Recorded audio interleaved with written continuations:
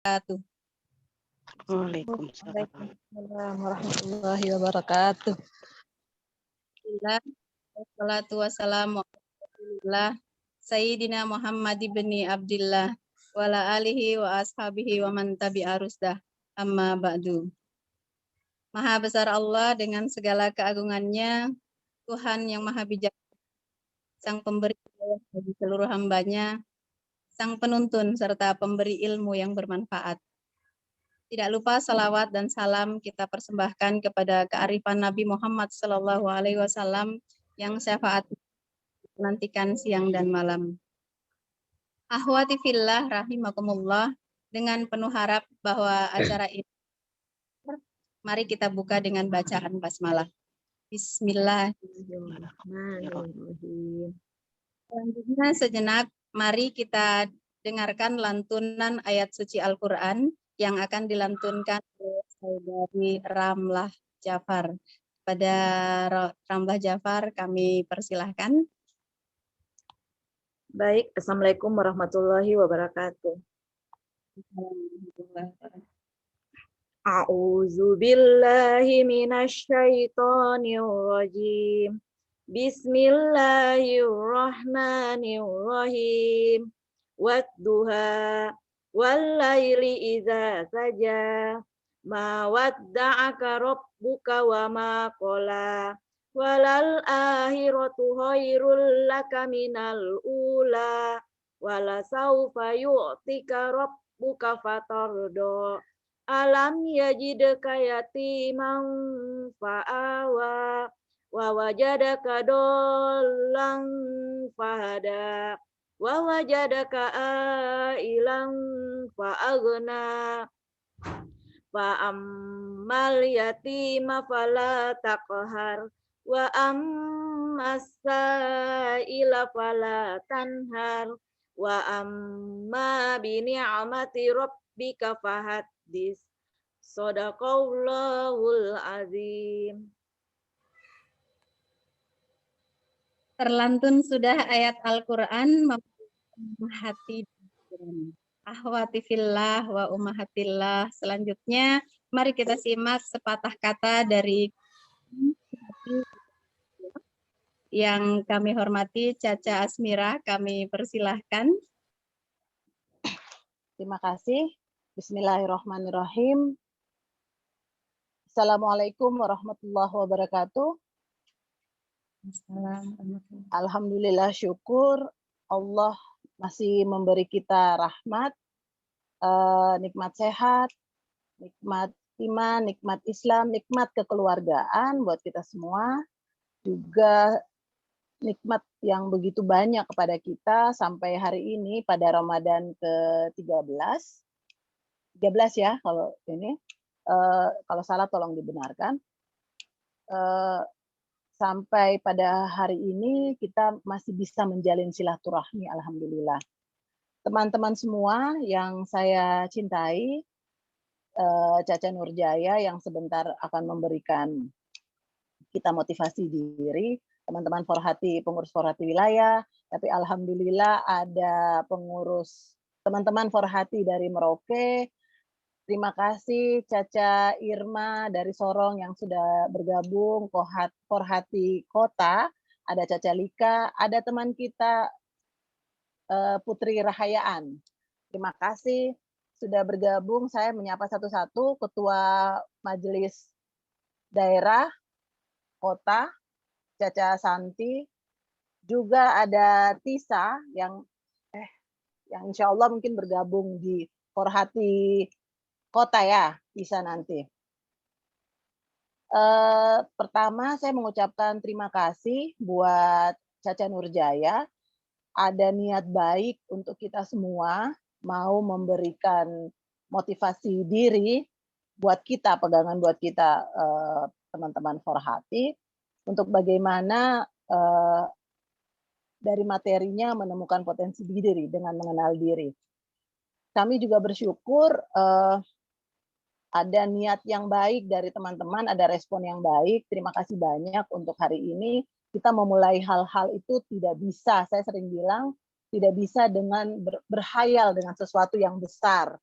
karena kita merasa bahwa setiap pertemuan kalau dihadiri hanya dengan 5-6 orang, 10, 15 orang, kita merasa kegiatan kita tidak begitu berhasil.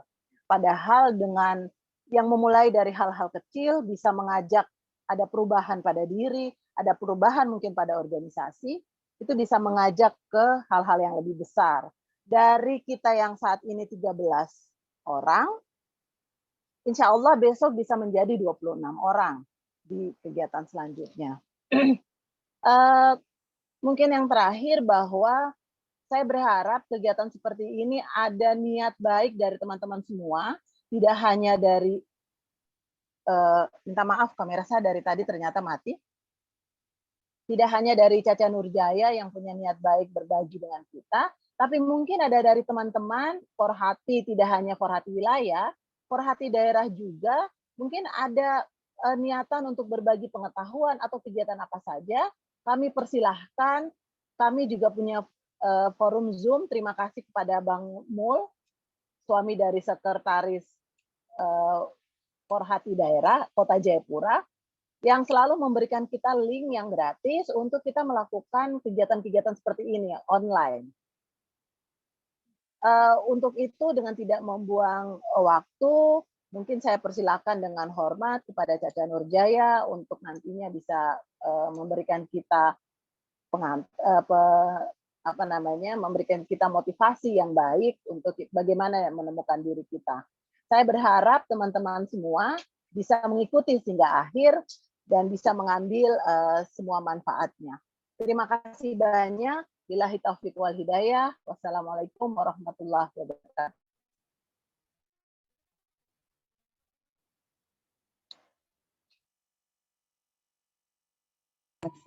Waalaikumsalam warahmatullahi wabarakatuh. Aduhai cantik santuan putri, tersandung peti menyapu jalan. Kata-kata hati telah diberi, semoga yang bermanfaat.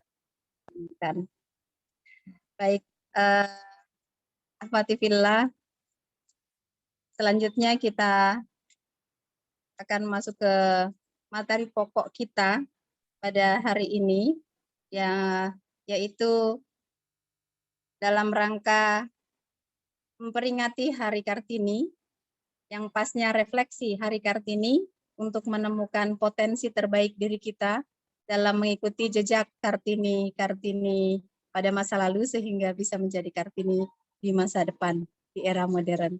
Untuk itu kami silahkan Kak Nurjaya selaku pembicara pada hari ini untuk menyampaikan materinya. Silahkan. Tes mic 1, 2, 3. Ya, bismillahirrahmanirrahim.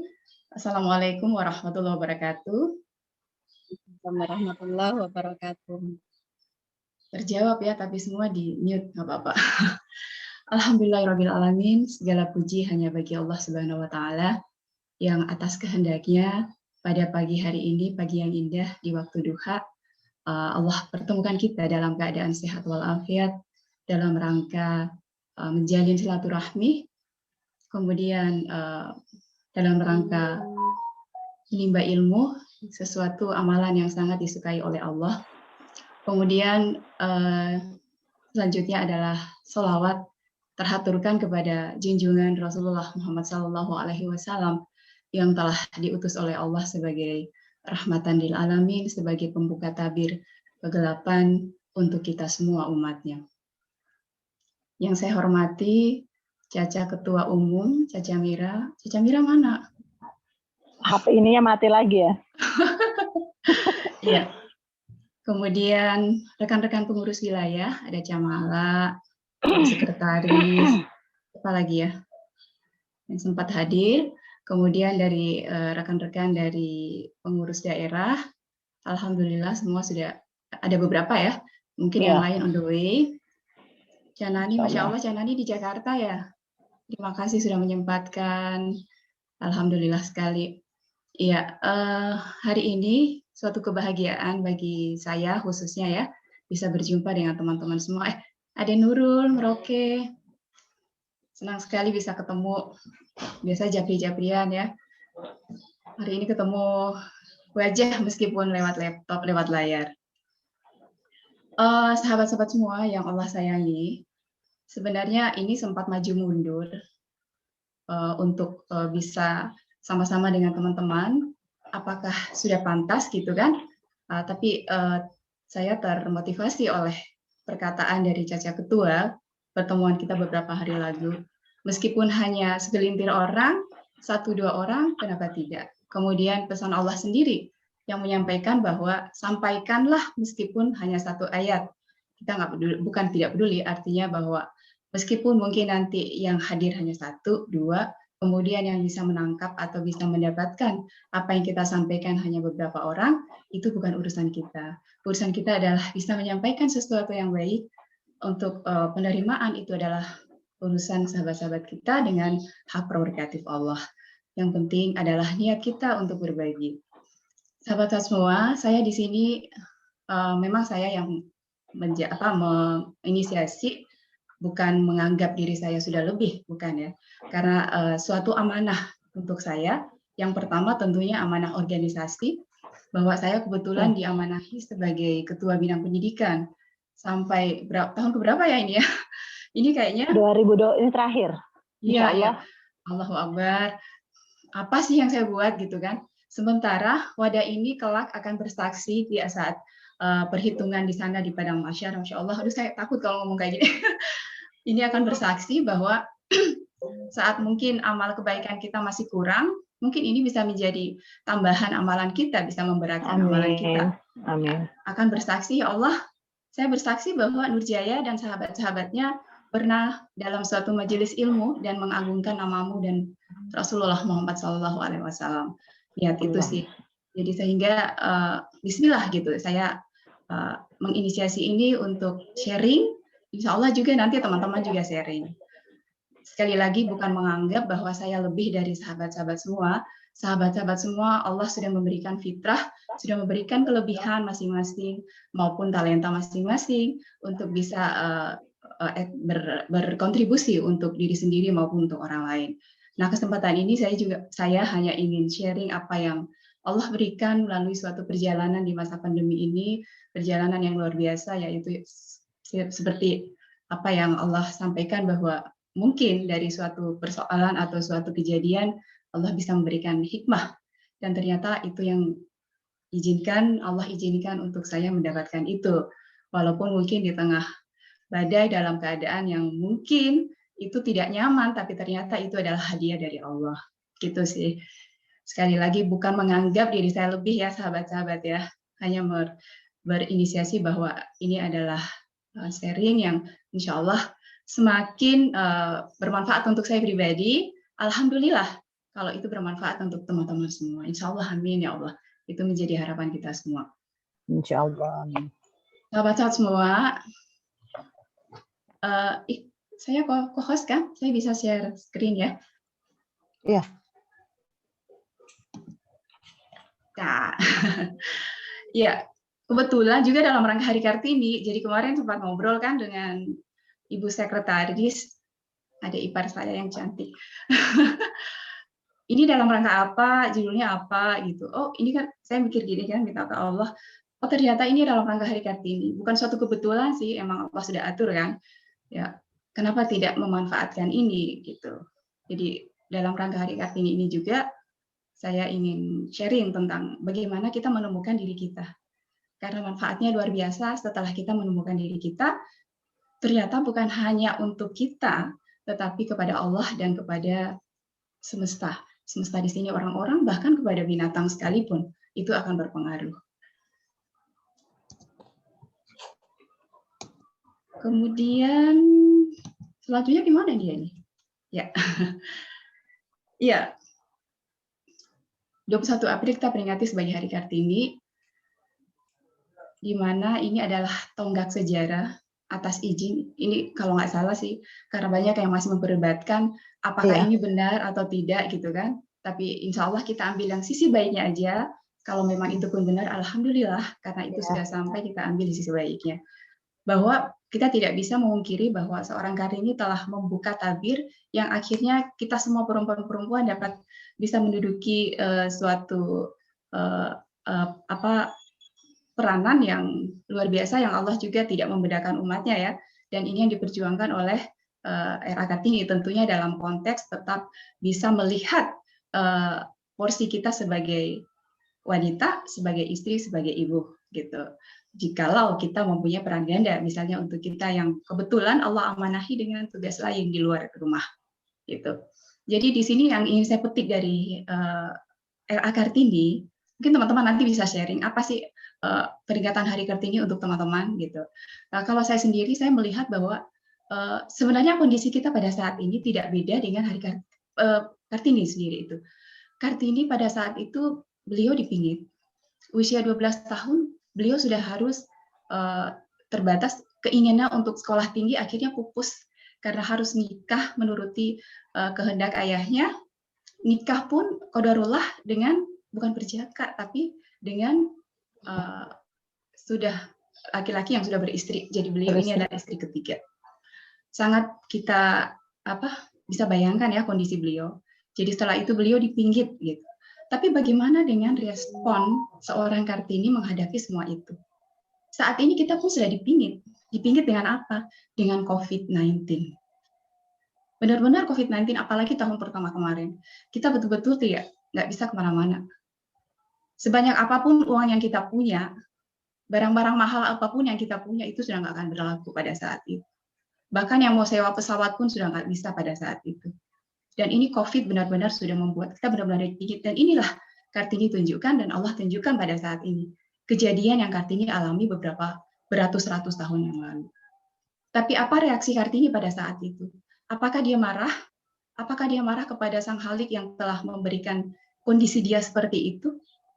Apakah dia berontak? Kalau seandainya Kartini di zaman sekarang ada media sosial, apakah dia akan menyampaikan ini ke media sosial? Memaki-maki pemerintah misalnya ya, seperti itu? Tidak. Tapi karena apa? Dia mengenal dirinya. Ada satu ini juga yang catatannya, mohon maaf di sini saya nggak lampirkan. Kemarin di adik-adik Kohati saya lampirkan. Ada satu surat yang untuk salah satu sahabatnya, dia mengatakan bahwa ketenangan intinya adalah dia telah membuka tabir dan dengan kesendiriannya dia berdiri, tapi dengan keterangannya dia bisa memberi ketenangan kepada orang lain. Jadi dalam sini kuncinya dia mengenal dirinya sehingga dia bisa tenang. Akhirnya apa? Responnya luar biasa atas ketidaknyamanan yang dia terima. Dia tidak berontak. Dia menganggap ini adalah sesuatu yang harus dia terima. Siang, Pak Esau. Ya. Jadi responnya bagaimana? Responnya justru dia mengupgrade dirinya dia. Dalam keadaan dipingit, dalam keadaan keterbatasan dia tidak bisa kemana-mana, menunggu waktu untuk menikah, bahkan sampai menikah, dia menulis. Menulis surat, menulis tulisan-tulisannya, akhirnya menggembarkan dunia. Menggembarkan dunia sih, karena menurut sejarah, tulisan itu benar-benar menjadi sangat inspiratif bagi perempuan-perempuan yang bertajuk Habis Gelap Terbitlah Terang. Ini. Jadi reaksi beliau memang luar biasa, positif. Jadi bagaimana dia memandang sesuatu yang negatif dengan reaksi yang positif. Akhirnya apa? Meskipun suaminya sudah berstatus istri, tapi suaminya tetap mengizinkan. Tapi tidak sekolah. Karena keinginannya besar untuk sekolah, akhirnya dia mendirikan sebuah sekolah yang dia berharap meskipun saat nanti dia tidak sekolah, dia tidak ingin Kartini-Kartini berikutnya mengalami hal yang sama. Dia ingin Kartini-Kartini berikutnya bisa mendapatkan hak-haknya seperti apa yang dia impikan. Berpendidikan, melanjutkan sekolah, maupun bisa berkontribusi untuk orang luar. Seperti itu. Kalau dari teman-teman sendiri bagaimana ini? Ada yang bisa sharing sebelum kita masuk ke materi intinya? Menurut teman-teman sendiri, apa sih Kartini itu untuk teman-teman versi kita aja? Boleh? Silahkan. Mungkin 1-2 orang. Ayo. Pasti beda-beda nih. Mungkin menurut saya, Kartini itu kan sesuatu yang masih identik dengan kebaya sanggul. Jadi saya tidak begitu tertarik untuk memaknainya gitu. Kan ada yang gitu kan sampai menulis. Betul.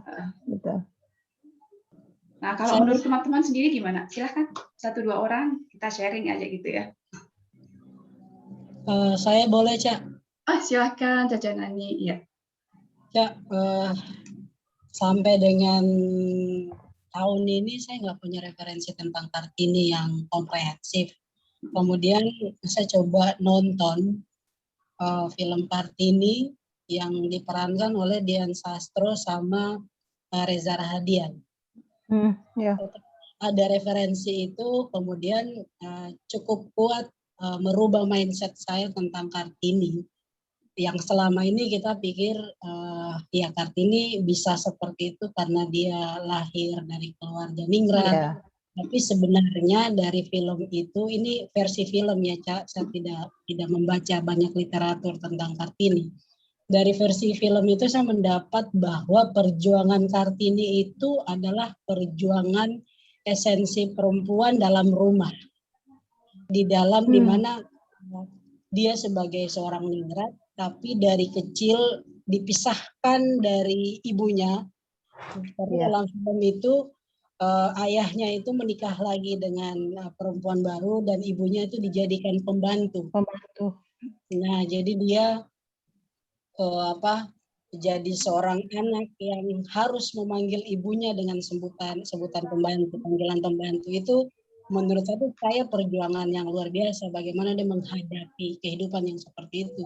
Sedangkan dia sudah sadar bahwa itu ibunya. Itu pertama. Yang kedua, perjuangannya dia adalah perjuangan internal di dalam sistem kerajaan yang ada, di mana perempuan dijadikan sebagai jenis kelamin kedua di zaman itu. Berikutnya adalah perjuangan yang berikutnya, dia sosok perempuan yang mau menunjukkan di dalam keterasingan dan keterbatasan, dia mau berubah, mau belajar, mau berusaha, sehingga mampu melahirkan karya-karya baiknya yang kemudian ditulis dalam surat-surat Kartini. Yang hal yang paling menarik yang keempat dari film itu adalah bagaimana Kartini bisa melobi orang Belanda, dalam tanda kutip pemerintahan Belanda saat itu, sehingga tulisan-tulisannya dia itu bisa dimuat di media-media nasional dan juga dimuat di Belanda. So dari 4 itu artinya bahwa dalam kondisi apapun, kalau kemudian kita punya niat yang kuat ditopang dengan usaha dan doa, saya pikir kita bisa melakukan apapun kalau kita mau. Itu sih Cak kalau saya tentang Kartini. Terima kasih Cak. Assalamualaikum. Waalaikumsalam. Masya Allah. Ini kan kita dapat jus baru nih dari Canani ya. Jadi luar biasa ya. Meskipun beliau terkungkung di rumah, saya belum nonton film itu. Canani nanti di-share dong. Saya baru membaca buku-bukunya itu juga. Jadi ternyata ada satu yang kita tidak ketahui, walaupun itu versi film ya, bahwa dia harus berjuang di dalam rumahnya, harus menghadapi yang betul-betul tadi kondisi yang tidak nyaman untuk dia. Tetapi ini kita lihat dari keempat yang Canani sampaikan, kembali lagi bahwa bagaimana dia merespon situasi ini. Ternyata dia tetap merespon dengan positif. Ini adalah hal sesuatu yang tidak menyenangkan untuk dia. Tidak semua orang bisa melalui ini, tapi karena memang Allah sudah memilih. Tapi dia merespon dengan cara yang luar biasa, cara yang positif. Kemudian yang terakhir tadi saya tertarik dengan melobi. Jadi di zaman itu kemampuan dia itu sudah luar biasa ya, untuk walaupun memang dia dari keturunan bangsawan. Jadi setidaknya mungkin ada ini, tapi usaha dia untuk bisa menyampaikan keinginannya melalui surat-surat kepada sahabat-sahabatnya di luar, itu tentu tidak mudah pada saat itu. Karena juga yang saya baca bahwa situasinya memang dia itu dipikir dan betul-betul penjagaan ketat. Jadi seolah-olah seperti di penjara kali ya gitu ya, kalau seandainya kita membayangkan. Nah di sini kemampuan dia untuk melobi itu yang luar biasa sekali. Terima kasih seringnya Canani. Oke, satu poin dari 4 ini tetap bahwa bagaimana reaksi Kartini menghadapi situasi itu. Situasi yang betul-betul tidak nyaman. Yang dalam kehidupan juga sehari-hari kita akan menghadapi hal yang sama. Mungkin masih ada satu lagi. Bagus ya kalau sering gini kan akhirnya kita jadi tahu. Silakan sahabat-sahabat semua.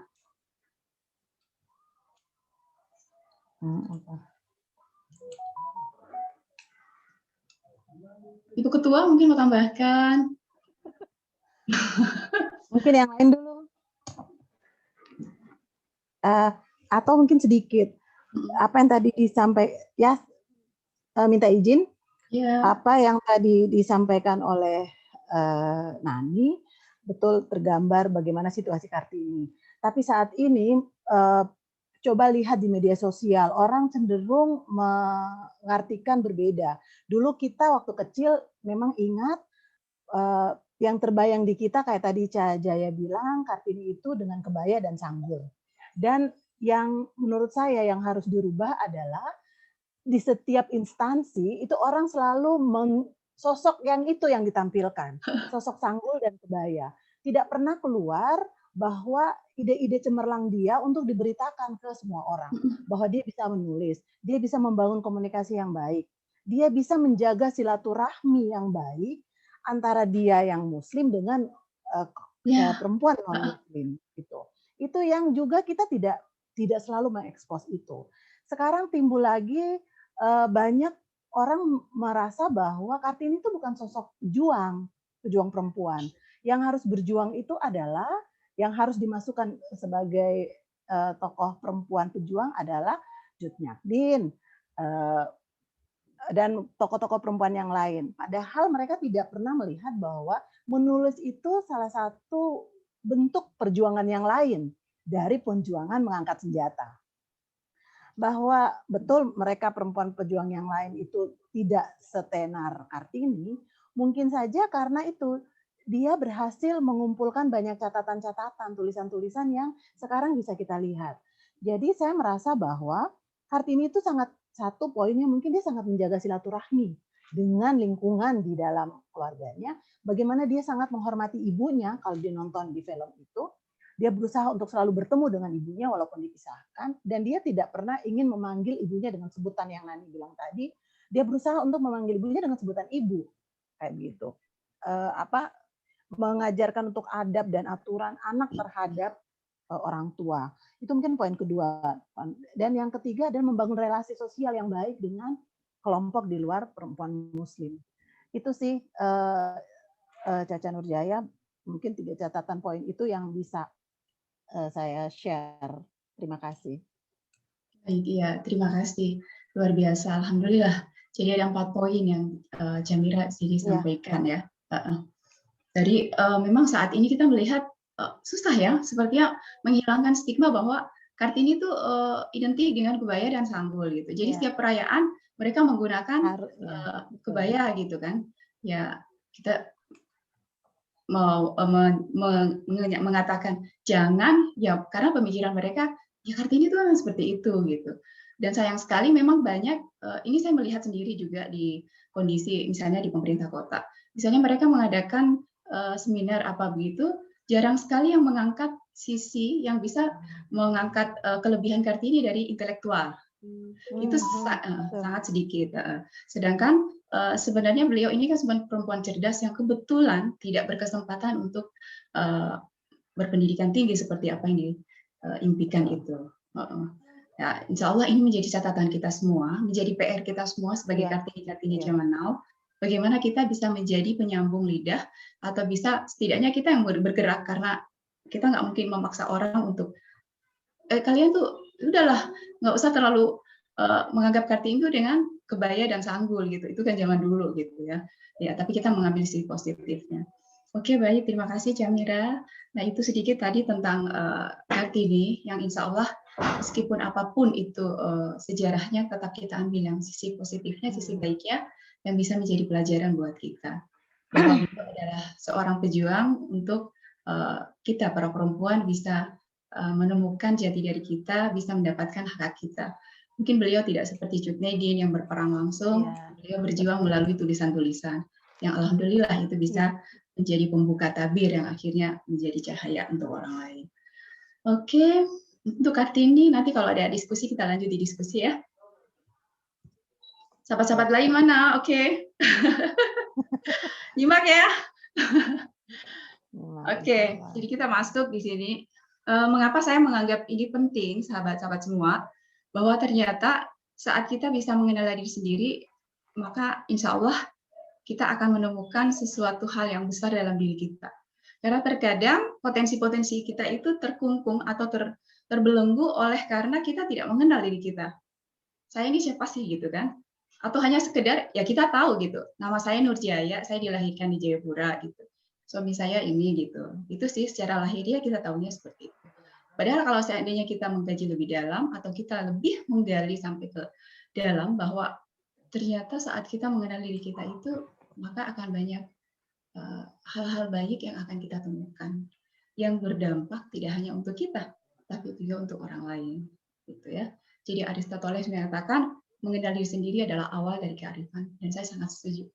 Karena setelah kita mengenal diri, insya Allah ada tahap berikutnya yang akan kita lalui. Apa itu sahabat-sahabat? Yuk kita tengok. Ya, jadi ini. Apa sih mengenal diri? Nanti teman-teman bisa sharing ya versinya teman-teman mengenal diri itu seperti apa gitu ya. Jadi kalau menurut saya ini hasil dari pembelajaran, kemudian pengalaman-pengalaman yang Allah hadirkan, ternyata pengenalan diri itu apa gitu.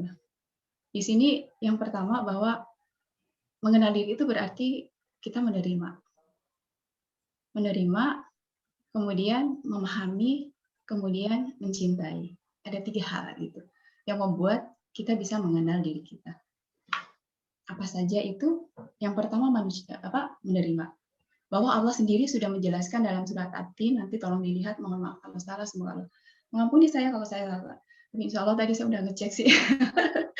Ya, jadi yang artinya bahwa manusia diciptakan dalam bentuk sebaik-baiknya. Surat At-Tin ayat 4. Jadi di sini Allah sendiri sudah menekankan kepada kita semua bahwa Allah menjamin kita telah diciptakan dengan sebaik-baik bentuk. Nah, di sini kita terima diri kita. Ini dalam artian jasad ya. Alhamdulillah gitu. Aduh, hidung saya lebar, hidung saya bulat gitu. Alhamdulillah ya Allah, ternyata Allah kasih saya hidung. Banyak yang Allah kasih hidung tapi harus dibantu dengan oksigen di rumah sakit misalnya kan. Itu kita menerima. Alhamdulillah ya Allah, mata saya sipit, tapi saya masih bisa melihat keindahan ciptaan-Mu ya Allah. Alhamdulillah ya Allah, mungkin tubuh saya tidak sesemok yang lain, tapi alhamdulillah bisa bermanfaat, saya bisa berbagi sedekah untuk mereka di luar sana. Itu kita menerima dengan melihat sisi positif kita.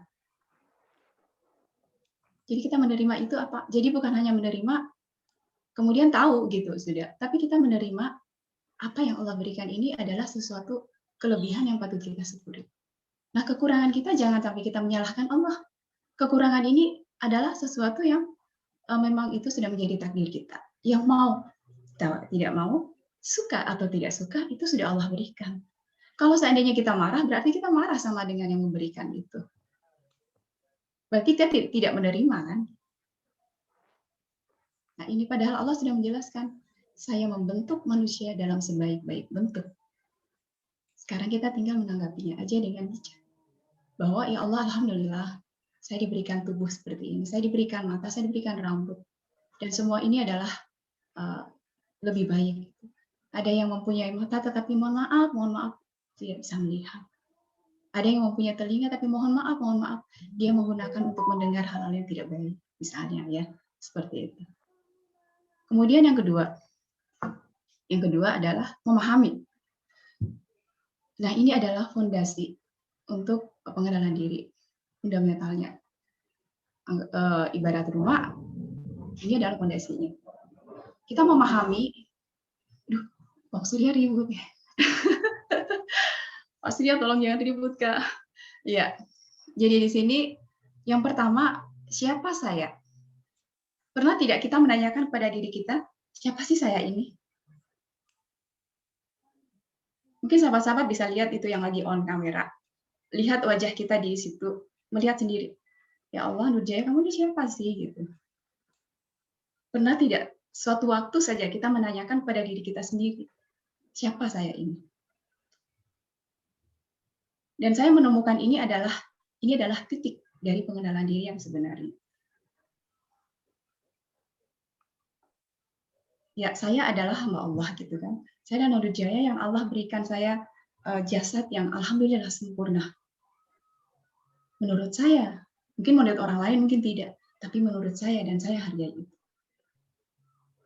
Saya adalah hamba Allah yang alhamdulillah saya bisa menjadi seorang istri walaupun belum sempurna, tapi setidaknya bisa memberikan anak gitu kan, setidaknya itu. Kita mengetahui diri kita. Pertanyaan itu ya. Kemudian yang kedua, di mana saya? Ini banyak nih. Jadi kalau saya ingin tanya, di mana saya? Ya di rumah, di dunia gitu kan. Sekarang ini kita di mana sih? Ini sebenarnya deep banget ya, dalam gitu pertanyaan. Mohon maaf kalau saya ngajak teman-teman ini masuk ke dalam. Tapi ini adalah fondasinya. Tadi pertanyaan siapa saya? Sekali waktu duduk menanyakan siapa saya, siapa sebenarnya saya. Dalam artian bukan nama, bukan identitas diri. Kemudian di mana saya? Saya sendiri menganggap bahwa perjalanan kita ini sebenarnya dalam suatu perjalanan. Di dalam suatu persinggahan yang tujuannya kita belum tahu. Tapi tujuannya pasti, yaitu Allah gitu kan. Nah, di mana saya saat ini? Saya berada di suatu zona untuk menemukan atau mencari bekal yang harus saya bawa di mana tujuan saya terakhir nanti. Itu letak di mana saya. Kemudian pertanyaan ketiga, mau kemana saya? Terkadang saat kita berada di posisi atas, saat kita sudah mendapatkan semuanya, keluarga yang bahagia misalnya, kemudian dari sisi materi alhamdulillah, kemudian dari sisi finansial juga mungkin alhamdulillah gitu. Kita lupa gitu. Kita mau kemana? Kita hanya mengatakan, oh saya sudah berada di sini. Saya sudah berada di puncak gitu. Padahal nggak tahu kalau puncak itu nanti ada turun lagi kan. Jadi sebenarnya kita mau kemana? Tujuan akhir kita kemana? Nah tadi saat ini kita sedang berada di dalam suatu perjalanan yang akhirnya kita akan pergi ke suatu tempat, yaitu tempat di mana keabadian itu berada. Di mana itu, yaitu kembali kepada Allah. Ini yang kita harus pahami. Memang ini sangat bukan suatu, saya tidak mengatakan ini sulit. Ini bisa kita lakukan semua. Yang penting kita berlatih, gitu ya. Tapi setidaknya 3 pertanyaan ini, sahabat-sahabat dan saya sendiri, saya selalu akan melatihkan itu terus-menerus. Bertanya tentang 3 hal ini. Ini semacam mengingatkan kita bahwa kita bukan siapa-siapa. Meskipun kita berada dalam puncak suatu kesuksesan, kita bukan siapa-siapa. Dalam sekejap hal itu bisa hilang. Dengan cara apapun. Oke, kemudian adalah mencintai. Banyak yang bilang gini, saya udah kenal diri. Tapi dia masih menzolimi dirinya sendiri.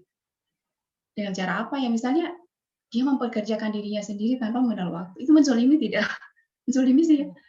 Karena mengejar sesuatu, misalnya mengejar, mohon maaf sekali, mengejar materi misalnya ya, itu kan ada sampai kita melihat sampai jungkir balik gitu, sampai dia melupakan bahwa itu tadi tujuan akhirnya kemana sih? Kembali kepada Allah. Terus yang dia mau cari ini untuk apa?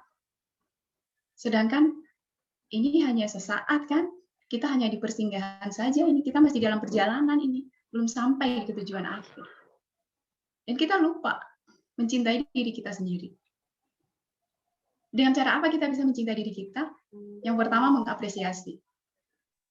Kebetulan ini Allah beri kesempatan untuk belajar di salah satu training gitu ya. Dan saya memang selama ini nggak pernah mengapresiasi diri saya. Pernah sahabat-sahabat memberikan kado buat diri sendiri? Siapa yang pernah? Boleh sharing? Sering, Cak, memberikan kado.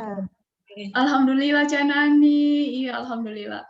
Saya juga waktu pertama membuat kado itu bantuannya Rona. Rona tolong cariin, saya lagi sukain. Tolong cariin. Mungkin Rona bingung gitu kan dibuat untuk saya sendiri. Tapi itu Masya Allah, alhamdulillah. Efeknya, ya coba Canan, bisa sharing pada saat memberikan hadiah untuk diri sendiri. Apa yang Canani rasakan?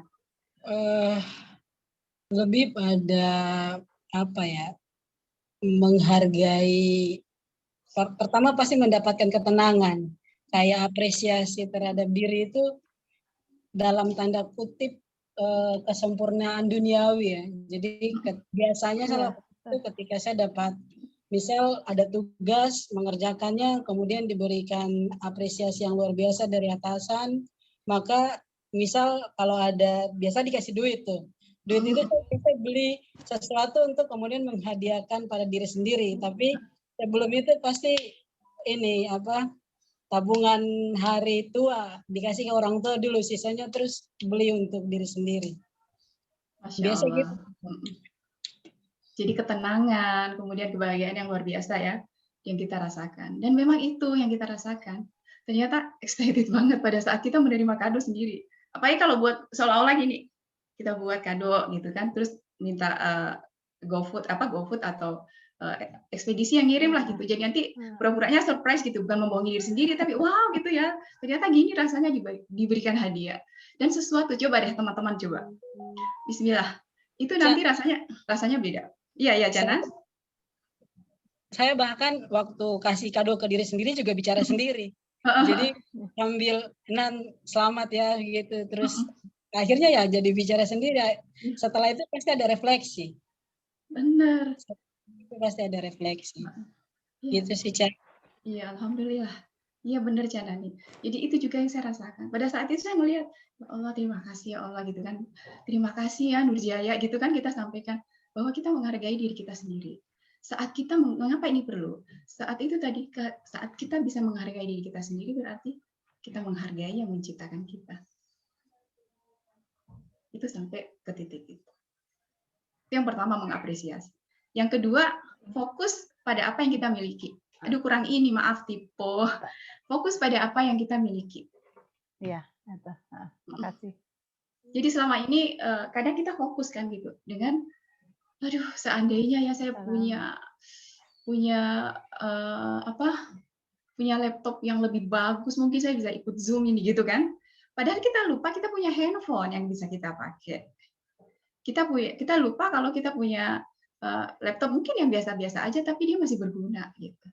Akhirnya kan adanya apa kalau pas seperti ini? Adanya kita mengeluh, adanya kita tidak bersyukur. Dan itu sama dengan kita tidak menghargai diri kita. Misalnya yang kita miliki saat ini adalah kemampuan kita untuk bisa berbagi, mungkin tidak seperti orang lain. Kalau sahabat-sahabat kita mungkin bisa berbagi dalam bentuk materi, mungkin kita bisa berbagi dalam bentuk yang lain. Gitu. Jadi kita fokus dengan apa yang kita miliki. Jangan fokus kepada apa yang tidak kita miliki.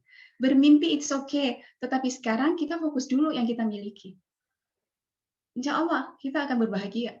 Alhamdulillah ya Allah, saya punya rumah meskipun gitu kan misalnya. Alhamdulillah saya punya buku ataupun saya punya sahabat-sahabat yang baik meskipun saya jarang ketemu tapi selalu mengingatkan. Alhamdulillah ya Allah itu tadi kan. Saya memiliki tubuh itu. Kalau kita kembali kepada tubuh kita, jasad yang Allah berikan. Kemudian terakhir adalah berterima kasih seperti tadi kata Janani. Saat kita mengapresiasi, kita fokus dan kita berucapkan terima kasih kepada diri kita sendiri. Sahabat-sahabat yang lain pernah selain Janani pernah berterima kasih kepada diri sendiri? Kasihan banget ya diri kita ya. Padahal dia udah capek kan nemenin kita dari bangun tidur sampai tidur lagi. Jadi sekali waktu sampaikan, Nurjaya terima kasih ya, kamu sudah nemenin saya hari ini, kamu baik sekali. Kamu pasti lelah ya hari ini, kita capek seharian ngurus ini. Sahur kita sudah bangun, udah buatin untuk anak-anak, terima kasih ya, terima kasih ya. Pada saat itu kita sesungguhnya berterima kasih kepada siapa? Kepada Allah yang telah memberikan tubuh kita. Sekali di Allah sih ya. Atau perlu persembahkan Al-Fatihah untuk diri kita. Apakah sahabat-sahabat pernah mempersembahkan Al-Fatihah untuk diri kita? Surat Mukaddimah yang Allah turunkan yang di dalam maknanya itu luar biasa. Pernah kita persembahkan itu? Sekali waktu kita persembahkan untuk diri kita. Sebagai hadiah untuk diri kita yang sudah menemani diri kita, menemani hati kita, menemani langkah kita dalam, insya Allah dalam kebaikan. Cepat-cepat aja ya, biar nanti diskusinya lama. Oke, nah setelah kita mengenal tadi 3 itu kan, menerima, memahami, dan mencintai. Dampaknya apa sih setelah kita menemukan diri kita ini, mengenal diri kita? Kita mulai dari bawah. Jadi tadi ada self-acceptance, Mohon maaf kalau tulisannya ini tadi sambil buatnya ini tadi loh habis sahur ini. Jadi tadi ini agak-agak ini mungkin ya. Kemudian self awareness, self acceptance ini adalah penerimaan diri tadi. Kemudian self awareness ini bagaimana kita mengelola emosi kita, rasa kita menghadapi situasi yang mungkin tidak nyaman atau saat kita berbahagia. Kemudian nanti akan berpengaruh kepada self confident, menjadikan diri kita menjadi percaya diri, dan yang nanti akan berbuntut kita akan menemukan potensi diri. Karena kalau kita nggak percaya diri, kita susah untuk menemukan apa sih yang menjadi kekuatan saya. Selama ini kita terkungkung kan, karena kita tidak percaya diri, akhirnya kita sembunyi gitu di balik diri kita. Aduh nggak deh, gini. Saya tidak mampu, menganggap diri kita tidak mampu. Yang bilang tidak mampu itu siapa? Terkadang diri kita sendiri, bukan orang lain. Karena apa? Kita menutup diri kita sendiri dan beranggapan bahwa kita tidak mampu. Oke, kita lihat satu-satu. Nah, nanti berikutnya adalah kontribusi. Kontribusi ini apa? Nanti kita lihat sama-sama. Dan yang terakhir adalah nanti yang puncak dari pengenalan, dampak dari pengenalan diri ini, yaitu mengenal Tuhan. Nah, ini. Jadi self-acceptance dan self-awareness seperti apa gitu ya. Jadi di salah satu hadis, yaitu dari Bukhari, disampaikan bahwa dalam jasad itu ada segumpal daging. Jika ia baik, maka baik pula seluruh jasad itu. Jika ia rusak, maka rusak pula jasad itu. Jadi tadi kembali dulu ke penerimaan diri kita dalam bentuk jasad. Kita menerima, kemudian memahami dan mencintai. Alhamdulillah ya Allah, terima kasih. Engkau memberikan saya tubuh yang sempurna, walaupun mungkin tadi tidak secantik si Marilyn Monroe, tidak secantik si Ayu Ting Ting gitu. Tapi saya cantik versi saya gitu dalam jasad. Nah, kemudian setelah menerima ini, kita memberi apresiasi pada diri kita, kita menyadari bahwa saya adalah sebaik bentuk yang Allah berikan. Nah, ini akan menghantarkan kita kepada suatu sesuatu yang ternyata ada di dalam diri kita, yaitu hati, segumpal daging itu. Yang apabila ia baik, maka baik pula jasad kita. Baik yang seperti apa? Gitu. Jadi ada yang pernah dalam suatu kajian ini menjadi perdebatan. Ya belum tentu gitu hatinya baik terus jasadnya baik. Ternyata ada orang yang hatinya baik tapi jasadnya rusak gitu katanya. Sakit-sakitan gitu kan. Jadi di sini adalah jasad dalam pembentukan diri atau pemanfaatan dirinya. Perilaku dirinya. Bagaimana dia menjadikan dirinya dengan kebermanfaatan dirinya untuk diri sendiri dan orang lain. Tuh. Jadi penerimaan diri dan pengelolaan emosi, rasa, awareness. Jadi bagaimana kita mengelola emosi pada saat kita dalam kondisi yang tidak nyaman. Pasti ya dalam hidup kita ada satu masa yang kita dalam kondisi yang tidak nyaman, misalnya dalam kantor misalnya ya, kita diperhadapkan pada tekanan misalnya. Aduh, atasan kita nih lagi buat marah gitu mungkin, yang padahal kita udah capek-capek buat tetapi merasa tidak dihargai gitu kan. Nah, bagaimana kemampuan kita untuk bisa mengelola emosi ini sehingga tidak berdampak menjadi negatif pula, tetapi malah berdampak positif untuk kita dan mungkin kepada orang yang membuat masalah kepada kita. Itu dalam kantor. Atau tidak mungkin dalam rumah. Jadi mungkin sesuatu yang tidak mengenakan dari suami kita. Kemudian bagaimana kita meresponnya? Ini yang dinamakan dengan self-awareness. Bagaimana kita mengelola emosi. Bagaimana mengelola rasa. Kenapa Allah hadirkan itu? Karena Allah ingin kita belajar. Karena hidup itu kalau cuma jalan lurus-lurus aja kayaknya kurang seru. Kenapa kita diperhadapkan pada suatu masa bahwa suatu saat kita diperhadapkan dalam rasa ketidaknyamanan. Mungkin ada tadi suami atau anak-anak membuat kita tidak nyaman. Kita udah kerja masak capek-capek, suami tidak menghargai gitu ya. Atau kita sudah berusaha untuk anak-anak bisa PDR dengan baik, tetapi anak-anak, aduh, mereka sekarang keranjingan game misalnya kan. Seperti itu. Bagaimana kita bisa mengelola itu? Sehingga nanti berdampaknya positif juga. Ya. Kemudian selanjutnya adalah self-confident. Jadi Lisa Leslie ini dia menggambarkan kepercayaan dirinya dengan basket ya. Nah, kita bisa menumbuhkan kepercayaan diri kita dengan versi kita. The version of me. I am better and more educated person because of basketball. Ini versi Lisa, ya. Jadi saya merasa lebih baik, merasa menjadi lebih berilmu, bukan berpendidikan ya, karena orang berilmu belum tentu berpendidikan tinggi. Banyak orang berilmu walaupun pendidikan formalnya, mohon maaf, tidak sempat di pendidikan tinggi, tapi mereka berilmu. Jadi saya merasa lebih baik dan berilmu karena saya seorang pemain basket. Ini versinya Lisa. Nah, kita bisa buat diri kita. Ya Allah, alhamdulillah saya merasa diri saya lebih baik menjadi seorang superwoman, menjadi seorang ibu rumah tangga. Saya menikmati sekali itu gitu. Ini yang membuat diri kita percaya. Ini sangat penting karena kalau kita tidak percaya diri, kita nggak akan ngapa-ngapain. Kita hanya akan terkungkung di dalam di balik layar aja, menjadi penonton. Dan ini sungguh tidak mengenakan. Kita hanya akan melihat teman-teman gitu. Akhirnya nanti yang ada juga pikiran negatif kan yang muncul.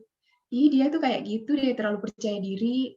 Padahal ya memang tuntutan kita untuk bisa menjadi seorang percaya diri itu bagus untuk mengupgrade diri kita, untuk menumbuhkan potensi diri kita. Tapi dengan versinya kita, tidak harus menjadi orang lain. Saya menjadi lebih baik saat saya menjadi seorang istri misalnya kan, saat saya bisa berkontribusi, saat saya bisa menjadi guru gitu. Nah itu. Jadi dalam ini kita optimalkan pada saat apa kita merasa lebih baik. Selanjutnya, nah ini. Setelah kita ada kepercayaan diri yang muncul dalam diri, maka insya Allah kita akan menemukan potensi terbaik kita. Dia akan membuka tabir nih tadi. Jadi setelah ada perubahan di dalam diri kita, dengan menerima diri kita, mencintai, memahami, kemudian tumbuh penerimaan diri, kemudian tumbuh cara mengelola emosi dan rasa yang baik, tumbuh kepercayaan diri, insya Allah kita akan menuju kepada menemukan potensi terbaik kita. Ya Allah, ternyata selama ini saya tuh bisa ini loh. Ternyata selama ini saya bisa berbagi bersama teman-teman gitu. Walaupun hanya lewat media sosial, misalnya kemampuan saya tuh bisa merangkul gitu. Jadi itu yang kita tumbuhkan. Ternyata kan Allah bukan suatu kebetulan Allah memberikan itu. Dan saya salut misalnya seperti teman-teman Rona mereka nih, Mala yang punya komunitas masak-memasak, luar biasa kan? Jadi itu potensi diri yang mereka punya. Dengan cara apa? Ya mereka bisa berjualan online dengan kuliner-kuliner yang membantu orang lain yang tidak sempat masak, yang tidak sempat buat kue sendiri. Nah, akhirnya itu akan menumbuhkan apa? Beauty and wisdom dalam diri kita sendiri. Apa itu? Kecantikan dan kebijaksanaan dalam diri kita sendiri. Kearifan. Kecantikan ini kan relatif ya. Bisa jadi menurut orang lain cantik itu ya seperti artis-artis gitu kan. Ya, cantik itu seperti yang harus misalnya bulu matanya harus badai gitu kan. Tidak, cantik itu kan relatif. Tapi pada saat kita bisa menemukan itu, kecantikan tersendiri itu akan keluar. Dan kearifan itu akan sendiri akan keluar. Dan akhirnya apa teman-teman, sahabat-sahabat semua? Bisa jadi Allah akan menghadirkan mimpi-mimpi yang mungkin 3 tahun lalu itu sempat ada dalam benak kita, Allah wujudkan setelah kita melayakkan diri untuk mengenal diri kita. Bahkan sampai ada sesuatu yang tidak pernah kita bayangkan hadir di tengah-tengah kita. Insya Allah, saya nggak pernah ini loh kepikiran kalau saya tuh akhirnya dikasih ini sama Allah. Pernah seperti itu ya teman-teman ya? Mungkin Mustami gitu tiba-tiba, kok saya dapat kenaikan pangkat luar biasa padahal ya bisanya insya Allah, amin ya Allah. Gitu kan? Jadi karena kita mengoptimalkan diri kita, potensi kita. Dengan jalan-jalan tadi yang tadi. Mulai dari mengenal diri, menerima, mencintai, menghargai.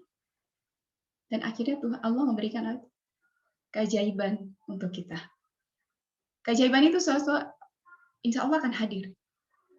Percaya dan tidak percaya, cuma tergantung kita menganggap keajaiban itu seperti apa.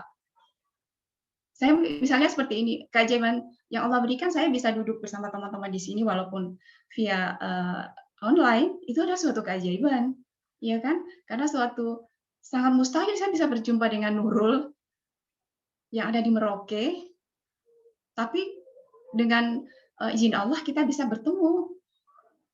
Itu keajaiban bukan menurut teman-teman? Jadi seperti itu kita merespon. Keajaiban ya walaupun itu ya tadi tidak harus besar, keajaiban ya Allah tiba-tiba saya dapat uang sekarung gitu ya, atau emas berapa gram gitu, tidak harus seperti itu. Nanti saya cerita sedikit ya tentang keajaiban-keajaiban yang Allah berikan. Misalnya seperti ada hal yang tidak pernah terlintas sama sekali kalau itu akan hadir dalam hidup saya gitu. Misalnya seperti menulis dalam 21 hari saya bisa menulis buku atas izin Allah. Itu di mana saat itu saya bisa menuntaskan, yaitu pada saat Bang Surya sedang isolasi mandiri. Itu posisi saya melihat saya seperti Kartini waktu itu kan, saya tidak bisa ngapa-ngapain. Apa yang saya bisa lakukan? Apa saya marah sama Allah? Apakah saya harus marah kenapa suami saya yang dipilih? Tapi bagaimana kita merespon? Ternyata ada pelajaran besar yang Allah berikan. Beberapa waktu lalu itu ada seorang sahabat, suaminya terkena COVID. Terus dia chat kan, Kak gini, oke. Terus nggak lama saya kasih tahu, insya Allah ini adalah pelajaran gitu.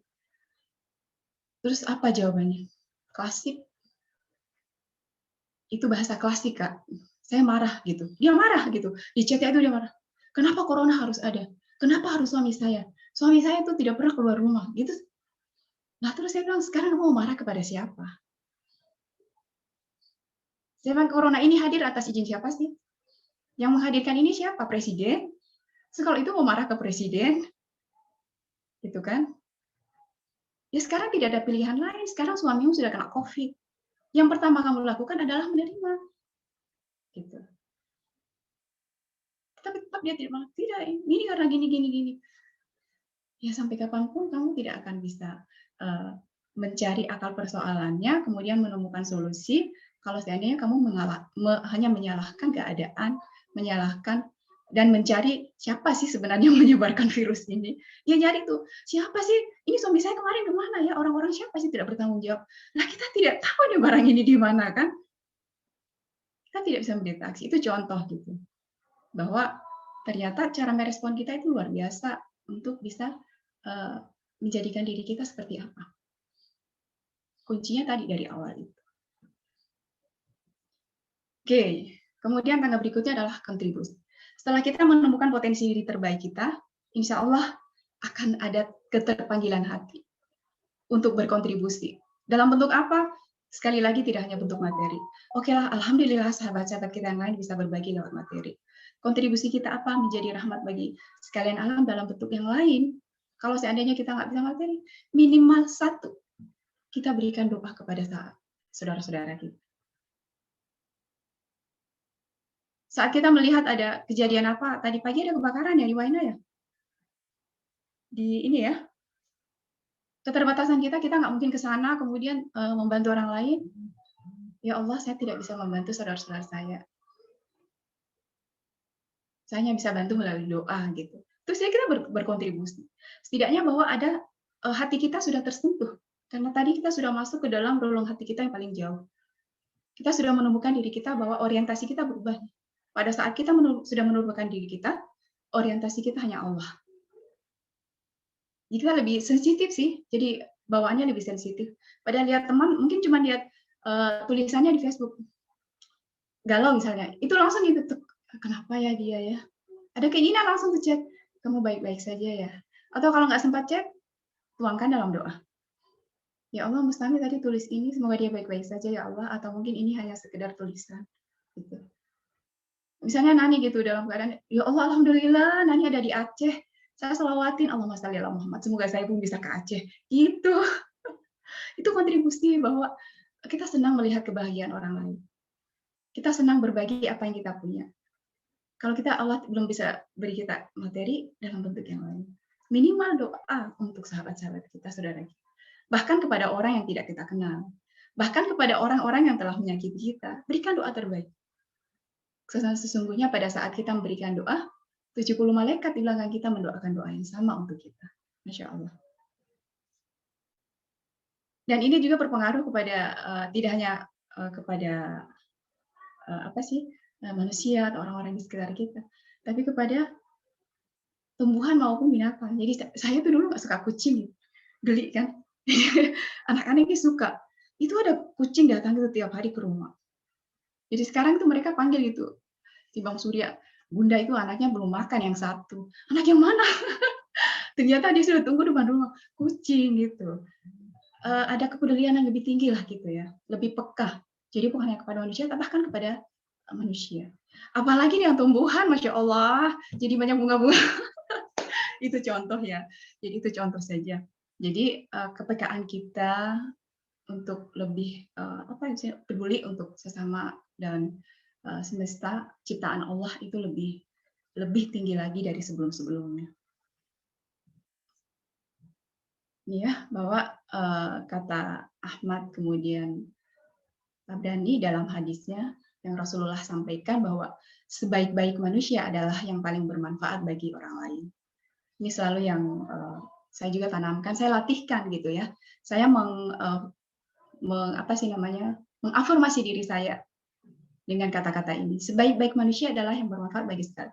Saya sering nulis gitu ya ini. Mungkin di status WA, di status apa, saya tulis ini. Sebenarnya bukan untuk apa. Saya mengafirmasi diri saya, yaitu untuk saya mengingatkan diri saya. Ya Allah, ternyata memang sebaik-baik manusia adalah yang bermanfaat bagi orang lain. Oke, sekarang saya bisa lakukan apa ya gitu. Jadi misalnya saya bisa bantu apa? Misalnya ada teman kita lagi susah nih, oh dia lagi ngapain? Suaminya mau operasi nggak? Saya bantu apa ya? Tapi jauh. Tapi saya nggak punya uang banyak misalnya.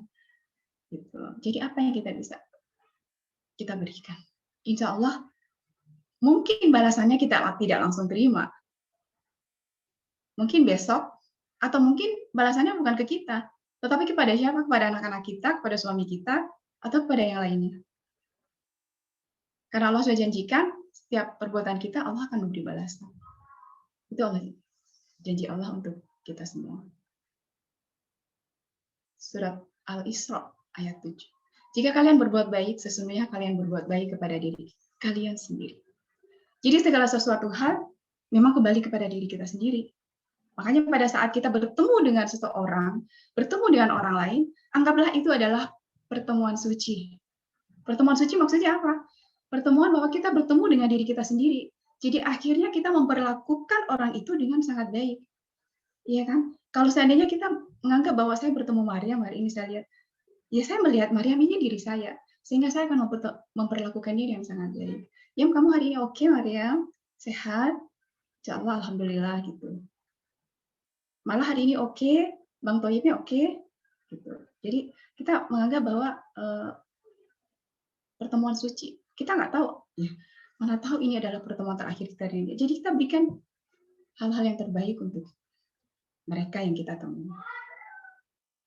Tentunya yang positif ya, jangan sampai ketemu pencuri terus kita berikan yang terbaik lagi. Ya, jadi kita melihat itu juga. Jadi apa yang kita ketemu gitu. Sekali lagi, semua yang kita lihat adalah yang positif. Jadi kalau ketemu dengan yang pencuri terus kita ngelihat itu diri saya, astagfirullahaladzim, nauzubillah misalnya, jangan ya. Bukan seperti itu juga. Tentunya dengan yang baik-baik. Oke. Nah, yang terakhir, yang pencapaian tertinggi dari dampak pengenalan diri adalah man arafa nafsahu faqad arafa rabbah. Siapa mengenal dirinya maka ia mengenal Tuhan. Allah. Dan ini adalah puncak tertinggi dari dampak pengenalan diri kita. Ini kata bukan hadis ya, ini sebuah nasihat hati yang sangat populer dan ini juga menjadi pengingat motivasi. Bukan untuk saya, tapi udah banyak yang merasakan bahwa ternyata memang saat kita sudah menemukan diri kita, kita mengenal siapa Rob kita. Sini teman-teman saya, sahabat-sahabat semua nih banyak yang ustazah pasti lebih paham tentang ini. Jadi kalau untuk pendalaman ayat-ayat itu nanti dengan beliau-beliau. Jadi saya menyampaikan bahwa jalan ke sananya ini gitu. berdasarkan apa yang juga sudah saya alami. Jadi pada saat ini kita merasakan beda pada saat kita sudah menemukan bahwa saya mengenal diri saya, kemudian saya mengenal Allah. Itu pada saat kita sholat, Al-Fatihah yang kita baca itu kan ternyata percakapan terindah kita dengan Allah. Bismillahirrahmanirrahim, dengan menyebut namamu. Kemudian Allah menjawab, Allah, hambaku sedang memujiku dengan kata ya Rahman ya Rahim. Alhamdulillahirabbil alamin, segala pujiannya bagi Allah. Allah menjawab, Masya Allah, hambaku sedang memujiku dengan sebaik-baiknya. Jadi itu percakapan terindah kita dengan Allah. Jadi itu yang kita rasakan pada saat kita sudah mengenal diri. Insya Allah ya teman-teman bisa mencoba melakukan ini. Tapi insya Allah juga teman-teman yang lain sudah merasakan ini, karena banyak yang, sekali lagi, banyak yang sudah memahami ini. Saya hanya mengingatkan ataupun sharing apa yang saya dapatkan. Nah, kemudian yang dampak untuk orang lain adalah, kata Ibnu Qayyim, barang siapa yang mengenal dirinya akan lebih sibuk membenahi dirinya sendiri daripada sibuk mencari kesalahan orang lain. Ini catatan nih buat kita, buat saya sendiri sih. Jadi benar ya, jadi pandemi ini kan sebenarnya kan menurut saya Allah sedang membatasi kita, membatasi diri kita untuk kita mengurangi sedikit aja kebiasaan-kebiasaan kita. Mungkin dulu ya saya sendiri sih, saya menganggap diri saya, kita sibuk dengan kehidupan orang lain, kita ngusik kehidupan orang lain yang sebenarnya tidak bermanfaat untuk kita. Untungnya apa untuk kita saat kita mengurusi orang lain? Kamu tahu, misalnya di chat grup gini, ada grup besar. Ini pengalaman pribadi juga ya, ada grup besar. Misalnya grup alumni yang paling sering kan. Makanya saya malas gitu gabung, karena apa? Nanti mereka bikin grup besar, kemudian ada grup kecil lagi. Itu terdiri dari beberapa orang. Nah, nanti itu di grup kecil itu mereka kan gini, tahu tidak? Tadi itu Nurjaya komen gitu, macam dia bunuh diri itu sebetul saja. Astagfirullahaladzim. Itu seperti itu terjadi kan. Akhirnya ya sudahlah. Ternyata COVID ini sedang membatasi kita. Allah sedang membatasi lisan kita, hati kita untuk hal-hal negatif seperti ini. Kita mencari, ngapain kita sibuk mencari kesalahan orang lain? Apa untungnya untuk kita? Tidak ada, gitu kan? Lebih baik kita sibuk. Jadi pada saat kita mengenal diri kita sendiri, insya Allah kita akan tenggelam dengan diri kita sendiri. Kita akan tenggelam untuk mengupgrade diri kita sendiri, karena kita sudah merasakan. Ya Allah, ternyata semakin saya belajar, semakin banyak saya merasa semakin sedikit ilmu yang saya punya, semakin banyak yang harus saya ketahui. Dan semakin bagus ilmu ini jika saya berikan kepada orang lain. Ternyata walaupun hanya satu ayat, itu bisa bermanfaat untuk orang lain. Gitu. Jadi saya dulu gitu kan nggak pede saya untuk memposting tentang ayat-ayat Al-Quran di media sosial. Benar. Ini karena apa? Saya tahu kemampuan diri saya untuk bidang agama ini kan kurang sekali, apalagi ayat Al-Quran. Saya takut dikritisin orang gitu kan. Kemudian saya berpikir setelah ini, saya mengerti, kenapa saya harus berpikir tentang orang lain yang menulis saya, ya kan? Niat saya yang tahu Allah. Niat saya ingin berbagi dan sebagai reminder untuk saya. Jadi alhamdulillah saya meniatkan itu. Mau ada yang suka atau tidak suka, saya tulis. Alhamdulillah kalau ada yang suka, artinya terinspirasi gitu. Jadi bukan untuk apa pamer-pamer, bukan, tapi karena untuk memotivasi diri sendiri, gitu ya. Akhirnya kita sekali lagi kita akan tenggelam, kita akan sibuk dengan diri kita sendiri, hingga kita tidak punya waktu untuk ngurusin kehidupan orang lain yang negatif. Sekali lagi yang negatif. Kalau ngurusin kehidupan orang lain itu positif, alhamdulillah. Oke, sudah azan. Yang terakhir teman-teman, bahwa sebenarnya perjalanan yang terjauh itu bukan ke Amerika, ke Jepang gitu ya, tapi perjalanan terjauh adalah perjalanan ke dalam hati kita sendiri. Insya Allah, semoga Allah izinkan kita semua, kita bisa mengenal diri kita bisa menyelami hati kita bisa menemukan fitrah kita sebagai manusia. Yang insya Allah ini akan sangat berpengaruh, karena banyak sekali yang akhirnya pulang kembali kepada Allah, tapi dia tidak menemukan dirinya. Dia tidak sampai ke dalam dirinya sendiri. Dengan apa tadi? Tidak menemukan fitrahnya. Akhirnya kan ada itu, setelah dikubur dia meminta kembali, Allah beri saya kesempatan untuk kembali, saya ingin bersedekah ya Allah. Pada saat di dunia saya tidak pernah bersedekah, padahal alhamdulillah harta yang kau berikan cukup banyak, tapi saya tidak memanfaatkan itu. Insya Allah, semoga Allah izinkan kita semua, sahabat-sahabat filah, kita sampai ke dalam hati kita. Dengan mengenali diri kita, maka kita akan menemui potensi terbaik kita, insya Allah dengan izin Allah. Oke, sahabat semua, jam 12, bisa ngobrol sendiri jadinya, semoga bermanfaat, terutama untuk saya sendiri sebagai pengingat diri, yang fakir ilmu, yang masih sangat jauh ilmunya, yang insya Allah akan juga bermanfaat untuk teman-teman semua, insya Allah bukan untuk kita sendiri, tapi keluarga kita maupun orang-orang di sekitar kita. Mohon maaf lahir batin, saya kembalikan kepada moderator. Terima kasih. Terima kasih Kak Jaya yang sudah berbagi ilmu dengan kita. Mudah-mudahan kita bisa menerapkannya. Dan kita masuk ke sesi barangkali dari teman-teman yang ingin didiskusikan dalam forum ini. Ini kesempatan sangat bagus untuk kita diri, mungkin bercermin diri, kita sharing bersama dalam himpunan ini untuk kita meningkatkan kualitas diri. Silakan. Ada yang ingin menyampaikan materi hal yang mau didiskusikan? Ada? Silahkan teman-teman, mau sharing juga nggak apa-apa. Mungkin saya, Tami.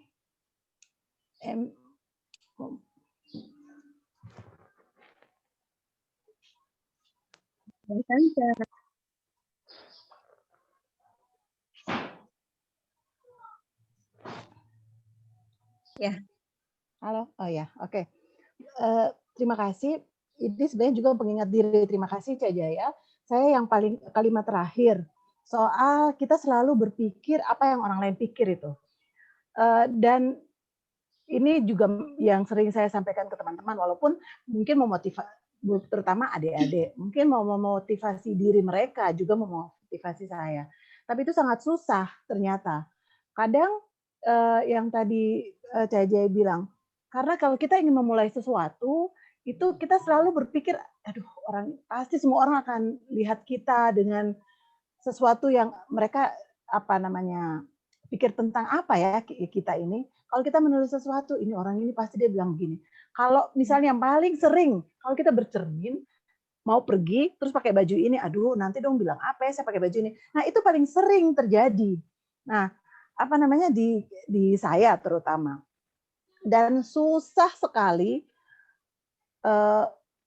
menghilangkan, menurut saya itu walau sedikit-sedikit, sudahlah nggak usah peduli pakai baju ini di depan cermin, terus sudahlah nggak usah peduli saat itu kita jalan. Tapi waktu sudah jalan itu, aduh orang pasti lihat begini, itu yang selalu kita pikirkan. Jadi susah mengeluarkan pikiran itu, karena itu kita akan stuck di situ aja, kita berhenti.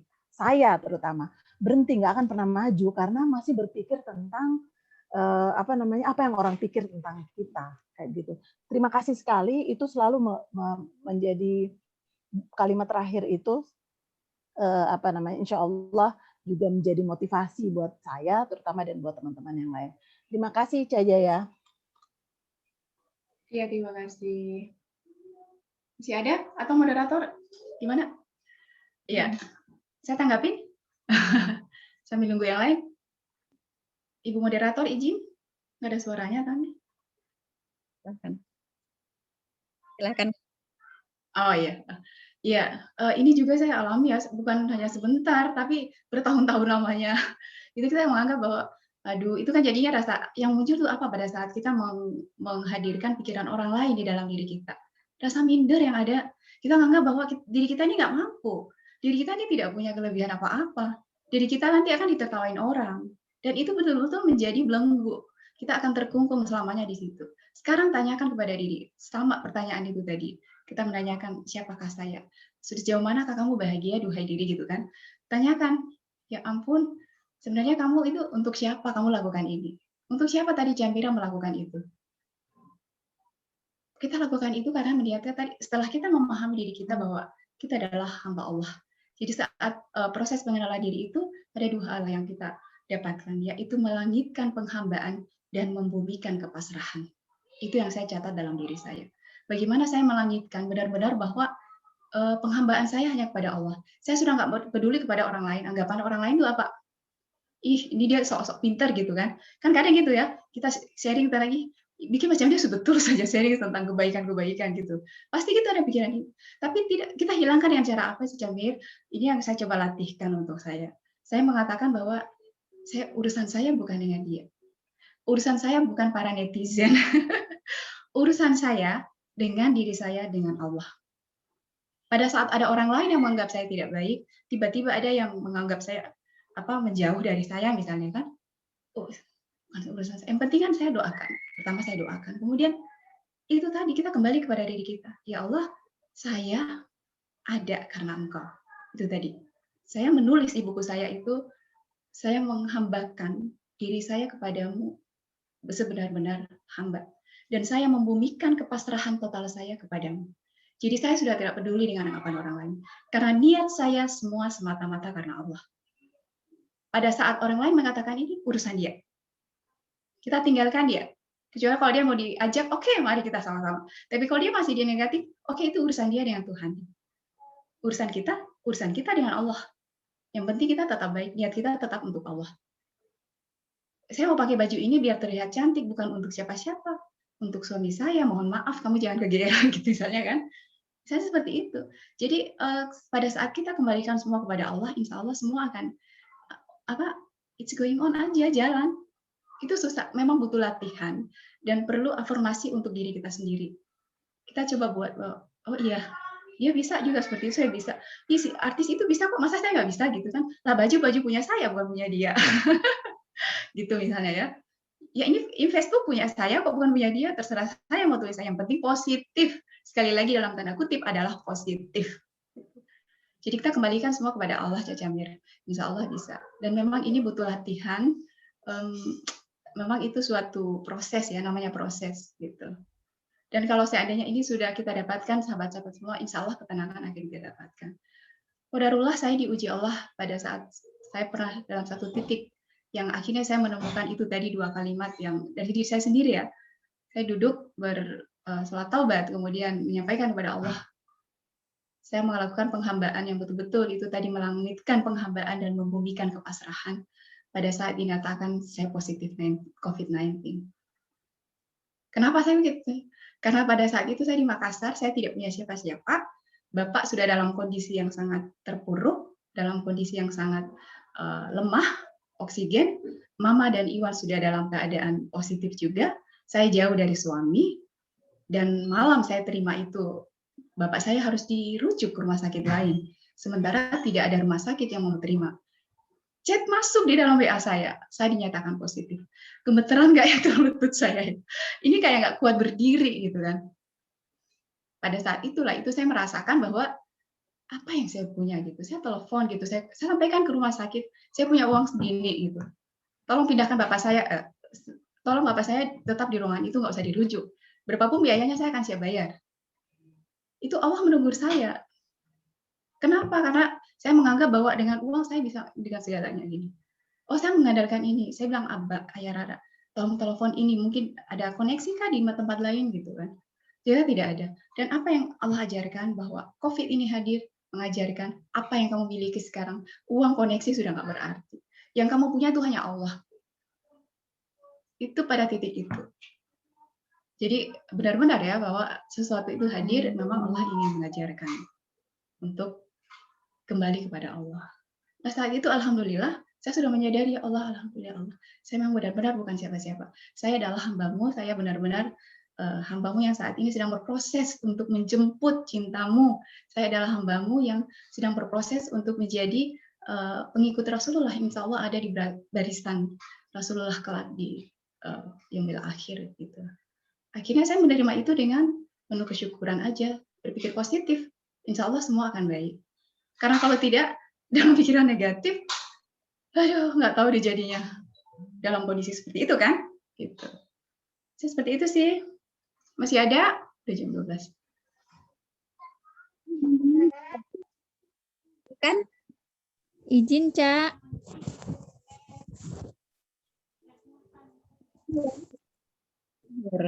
Ada.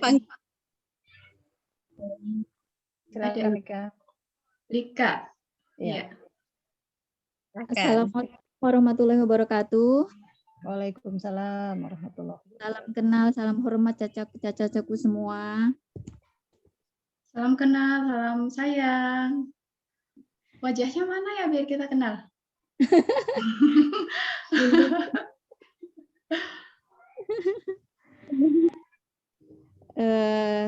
Untuk materi hari, maaf untuk berapa kali ini saya udah nggak pernah gabung, dan pertemuan Zoom hari ini materinya sungguh luar biasa, sangat menarik ya. Nah, beberapa poin yang Caca sampaikan tadi itu sangat mengena pada diri kita sendiri, terutama buat saya. Namun ada beberapa pertanyaan yang timbul dalam diri saya dengan berjalannya mencari jati diri, mencari potensi diri ini. Mungkin Caca bisa kita sama-sama sharing untuk bagaimana mengatasi permasalahan yang timbul dalam diri. Mungkin bukan saya, mungkin ada orang lain yang muncul pertanyaan yang sama. Yang pertama, sabar Ca. Kadang kita merasa bahwa kadang kita berada pada titik di mana kita merasa tidak dihargai. Padahal kita sudah berusaha semaksimal mungkin, berusaha yang terbaik, tapi namun tidak dihargai. Nah, kadang sehingga muncul itu dalam diri kita itu perseptif yang membuat kita tuh menjadi down. Akhirnya mencari tuh kesalahan-kesalahan dalam diri kita. Apa sih yang kurang? Kenapa bisa mereka tuh memperlakukan seperti ini? Pokoknya hal-hal yang negatif yang membuat kita sudah tak semangat lagi untuk melanjutkan untuk mencari belajar. Nah, yang kedua, bagaimana ya kira-kira itu bisa mengatasi atau mengelola emosi terutama perempuan, itu buat moodnya kita. Mood kita kan kadang tuh naik turun, kadang kalau naik banget bagus. Kalau turun kadang drop banget, malas rebahan aja gitu. Gitu kita berusaha bagaimana sih membangkitkan mood kita itu tanpa merasa bahwa kita manusia yang betul-betul tadi seperti Caca bilang, kita harus bermanfaat gitu untuk sesama, untuk semua makhluk. Mungkin itu saja, Ca. Baik, terima kasih. Yang pertama, bagaimana kita menyikapi perasaan ketika tidak dihargai agar selalu menjadi pribadi. Padahal sudah tidak dihargai oleh orang lain, tapi bagaimana tetap positif gitu. Yang kedua, bagaimana mengelola mood agar senantiasa menjadi pribadi yang baik. Mungkin Kak Jaya silahkan. Oke, baik. Tapi saya penasaran loh dengan wajah Lika nih. Bisa nampakkan sebentar nggak? Dan ya. Iya, terima kasih. Lika dari apa? Dari mana? Jayapura. Posisinya di mana sekarang? Istrinya Rudi. Di Kota Raja. Oh, di Kota Raja. Dulu dari Jayapura ya? Kurang tahu ya, Ca. Iya, baik. Terima kasih ya, Dek Lika. Nah, ini dia, Masya Allah. Ini istrinya Bang Rudi, Ca. Masya Allah, istrinya Bang Rudi Bandiri. Iya. Boleh minum. Boleh. Ya, senang sekali berjumpa dengan Lika. Sehat ya? Alhamdulillah, Ca. Alhamdulillah, iya. Yang Lika sampaikan ini, Caca Lika sampaikan ini sering kita alami ya. Jadi dalam kehidupan sehari-hari, meskipun kita sudah mengenal Allah, ketenangan itu kita sudah dapat, kita tidak akan mungkin terlepas dengan yang namanya masalah. Tetapi, bagaimana cara kita merespon masalah itu yang mungkin berbeda. Sebelum, before and after gitu ya. Sebelum dan setelah kita mengenal diri. Sebelum mengenal diri, mungkin kita seperti tadi. Saya juga pernah merasakan di posisi Lika, bukan posisi tadi Lika menyampaikan, pernah merasa tidak dihargai gitu kan. Sama sekali tidak dihargai, padahal kita sudah setengah mati nih bikinnya, mungkin sampai nggak tidur, misalnya di kerjaan kantor gitu. Kita membuat presentasi untuk pimpinan, kemudian dikatakan, aduh kamu ini bikin apa sih? Ini kok hasilnya kayak gini-gini, nggak menyentuh ke substansinya gitu. Padahal kita bikinnya sehari semalam sampai nggak tidur gitu kan. Itu perasaan tuh kayak mau, kalau seandainya kita bisa lempar tuh ya, seperti itu. Tapi bagaimana kita merespon seperti tadi ya? Bagaimana kita kembali kepada Rasulullah. Rasulullah dalam perjuangannya itu kan, ya sahabat-sahabat semua sudah tahu, biasanya nggak perlu berdongeng lagi. Tapi bagaimana dia menyikapi pada saat setiap hari beliau berjalan, kemudian beliau itu bukan tidak dihargai lagi, tapi dizolimi gitu ya, dilemparin kotoran. Kemudian apa respon beliau? Apakah melempar balik kotoran itu? Sahabat-sahabat sampai mengatakan, ya Rasulullah, kenapa kita tidak membalasnya saja gitu? Rasulullah cuma mengatakan, apa yang akan kita hasilkan dengan membalasnya? Ya suatu waktu kan orang ini akhirnya nggak kelihatan, nggak melempar Rasulullah lagi. Ternyata dia sakit gitu kan. Apa yang dilakukan Rasulullah? Rasulullah pergi menengok. Akhirnya beliau masuk Islam. Itu jadi kembali lagi saat kita sudah mengenal diri, insya Allah respon kita menghadapi masalah itu beda. Jadi dulu saya kalau digitukan di kantor, saya nggak akan masuk, saya bilang gitu. Benar, saya akan bantu kamu gitu, misalnya ke pimpinan gitu kan. Besok saya akan dikasih tugas, saya akan balasan segitu gitu. Misalnya gitu, Nurjaya kamu tolong ya gini, tolong buat ini ya, Pak Wali Kota minta. Habis dimarahin gitu kan, insya Allah ya Pak, gitu kan jawaban. Ada yang orang lain nggak Pak? Saya udah sibuk kerjaan, gitu jawaban saya mungkin. Tapi setelah itu, karena saya tahu posisi saya bekerja bukan untuk dia. Itu udah bisa. Sekali lagi kita kembalikan. Saya bekerja bukan untuk dia. Walaupun hasilnya memang adalah dalam suatu organisasi untuk kebersamaan kita. Tapi kita meniatkan apa tadi? Saat kita keluar dari rumah, ya saya pergi untuk ibadah. Saya bekerja ini ibadah. Saya pergi mencari ridho Allah. Dan saya kembalikan semua kepada Allah. Gitu. Jadi pada saat kita tidak dihargai seperti itu, waktu itu saya sampai dimaki-maki ya, waktu di kantor itu. Dan kalau di buntutnya itu, kalau kita di Papua ini kan, dengan kita kondisi yang berjilbab, itu pasti ngarahnya nanti ke arah pertama, pendatang, kedua, Muslim, mohon maaf seperti itu. Saya dikatakan, kamu datang ke sini tuh mau cari jabatan, kamu datang ke sini gini-gini. Pada saat itu saya menangis aja. Tapi setelah belajar gitu, akhirnya Allah izinkan saya mengenal diri saya merespon, saya cuma terima kasih Bapak gitu. Saya pulang gitu. Sedih itu adalah manusiawi. Ingat itu adalah manusiawi. Menangis aja. Itu adalah manusiawi. Tapi bukan fitrah kita untuk marah. Fitrah yang Allah berikan itu semua positif. Fitrah kita itu adalah membalas sebuah kemarahan dengan kebaikan. Walaupun itu susah. Jadi caranya apa?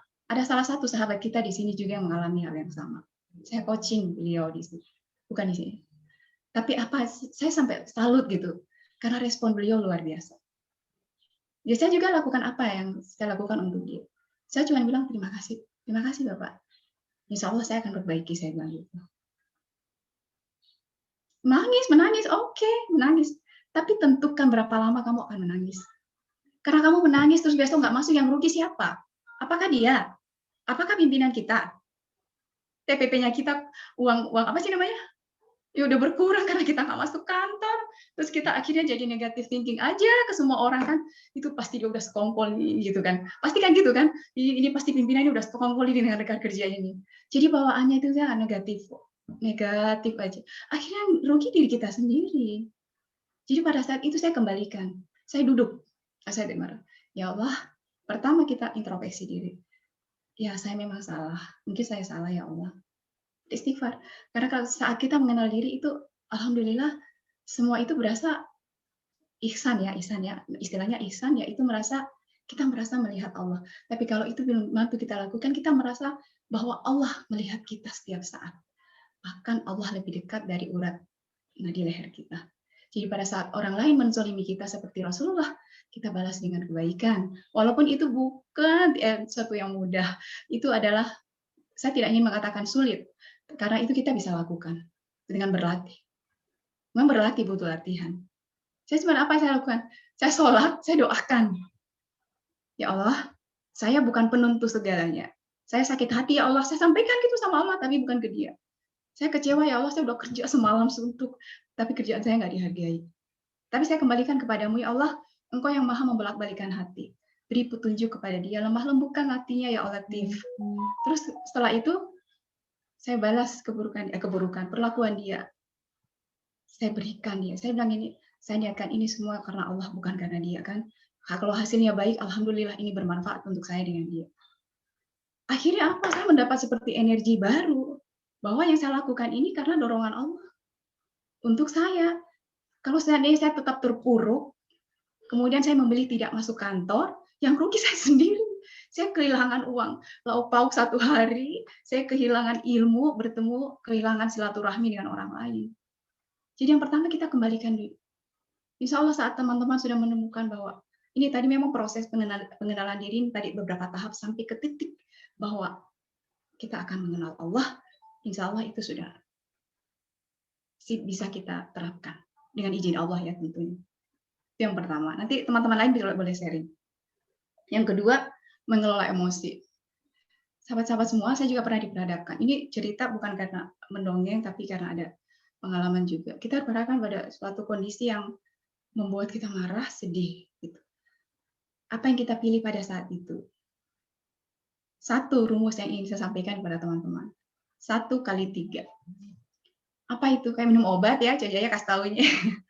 1 kali 3. Saat satu negatif thinking datang, ganti switch dengan 3 positif thinking. Ini luar biasa dampaknya. Ini karena saya coba. Jadi pada saat itu saya menemukan diri saya diperlakukan tidak bagus, tidak nyaman oleh orang lain gitu ya. Yang pertama,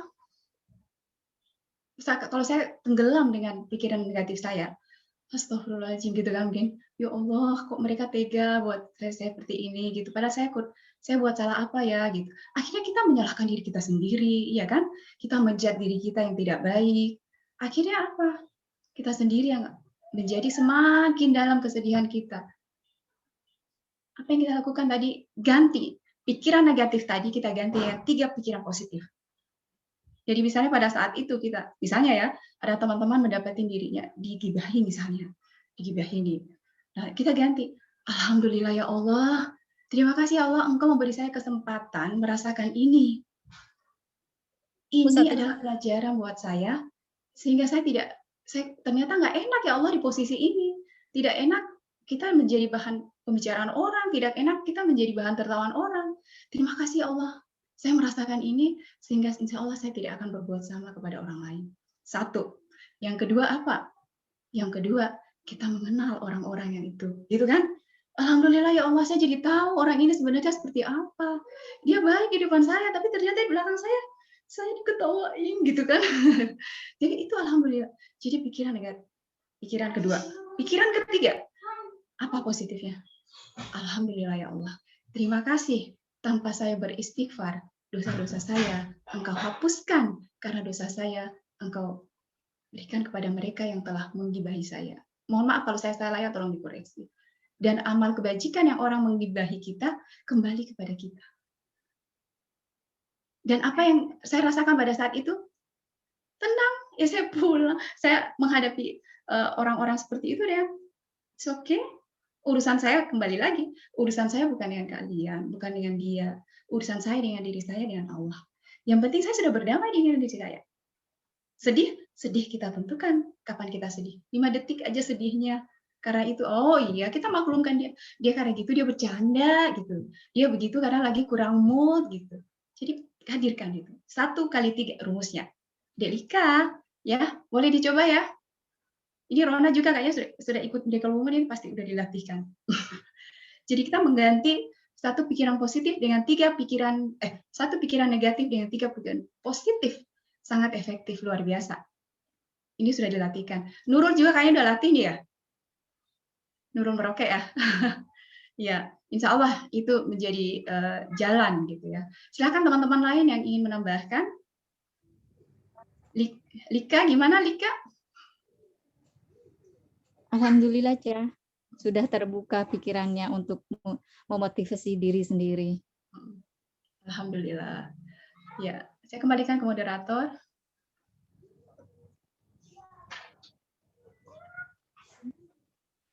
Ya, pernah mengalami gaya orang itu sepertinya semua begitu. Saya Putus-putus. Kemudian refleksi apakah yang benar atau tidak, itu yang pertama. Yang kedua, kalau memang sudah benar, maka saya belajar pada jantung. Kita semua punya kelihatan terus bekerja, walaupun organ yang lain tidur, dia terus bekerja. Walaupun tidak ada yang berterima kasih, dia terus padahal dia tidak kelihatan. Seandainya dia menolak, maka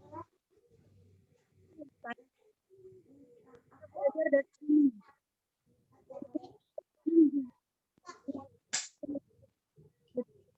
Kami suaranya putus-putus. Yang lain putus-putus. Apa saya Iya. saja ya? Tidak ada suaranya. Tidak ada suara, kasihan sayang. Sayang sekali. Agak didekatkan coba, Tam. Kayaknya bagus. Ada jantung yang ada masing-masing. Yang walaupun orang lain, organ-organ yang lain tidur, dia tetap bekerja. Walaupun tidak berterima kasih, tetap dia memompa darah. Kita belajar dari bumi. Walaupun kita setiap hari diinjak-injak, dikotori, terbaik, memberikan yang terbaik berupa buah-buahan, air untuk kita semua. Kita kembalikan ke niat awal kita yang sudah kita ucapkan 5 kali sehari. Inna sholati wa nusuki wa mahyaya wa mamati lillahi rabbil alamin. Mungkin itu bisa membuat kita semangat untuk menjadi positif. Itu ya. Ya, luar biasa. Oke. Hilang lagi suaranya, Tam. Kita sudah dipanggil oleh Allah Subhanahu wa taala untuk menghadap beliau, untuk menghadapnya untuk sholat. Baik, saya simpulkan pertemuan kita hari ini. Kita menanyakan pada diri kita sendiri, siapa kita, di mana kita, akan kemana kita. Sehingga jika kita sudah mengenal siapa kita, di mana kita, akan kemana kita, maka kita akan dibanjiri dengan kesyukuran yang akan menghasilkan energi-energi positif yang akan kita tularkan kepada lingkungan kita, terutama lingkungan terkecil kita, yaitu keluarga kita, keluarga kecil kita. Ingat bahwa kita berharga. Jangan lupakan bahwa kita berharga. Dan yang paling berpengaruh terhadap kehidupan kita, kesuksesan kita adalah bagaimana cara kita mensikapi masalah yang ada di depan kita. Selalulah menyikapi segala sesuatu dengan sikap, pikiran, tindakan yang positif, sehingga energi positif bisa kita sebarkan dan bisa membawa perubahan yang baik. Karena setiap kita akan memanen apa yang kita tebarkan, akan menerima apa yang kita tanamkan. Sehingga dengan demikian kita akan sibuk memperbaiki diri. Kita tidak akan terganggu dengan orang lain. Kita akan sibuk memantaskan diri sehingga bisa menghadap Allah dengan bangga. Itu mungkin kesimpulan hari ini. Ada pesan terakhir Kak Jaya mungkin atau Caca Ketua Perhati Papua sebelum kita tutup? Baiknya open class dari closing ini dari Cajaya. Ya. Oke, baik. Ini mengingatkan diri sendiri bahwa sesungguhnya sekali lagi saya mengutip dari apa yang disampaikan oleh nasihat hati ya. Siapa yang mengenal diri, dia mengenal Allah. Karena ini dalam banget. Setelah kita mengenal Allah, orientasi kita hanya untuk Allah. Dan kita akan menemukan suatu keajaiban-keajaiban yang Allah sudah siapkan untuk kita. Insya Allah itu akan menjadi bekal kita kelak dengan menjawab pertanyaan kemana saya. Mohon maaf lahir batin untuk kekurangan itu semua dari saya. Ilmu ini adalah datangnya dari Allah. Semoga berkah untuk saya sendiri dan untuk sahabat-sahabat semua. Mohon maaf lahir batin. Terima kasih sudah bersedia mendengarkan. Assalamualaikum warahmatullahi wabarakatuh. Waalaikumsalam warahmatullahi wabarakatuh. Nanti bisa. Saya mohon diri dulu, kita tutup dulu acara kita. Mohon maaf juga atas segala kekurangan dan kehilafan dari saya. Assalamualaikum warahmatullahi wabarakatuh. Waalaikumsalam warahmatullahi. Ada agenda yang terlewat, Kaca, untuk doanya? Belum? Belum. Oh ya. Doa Canuri. Caca Tami boleh ditambah lagi agendanya. Agenda doa. Dipimpin oleh Suaranya Tami nggak kedengaran. tutup dengan kita akhiri dengan doa yang dipimpin oleh Saudari Nuri. Silahkan.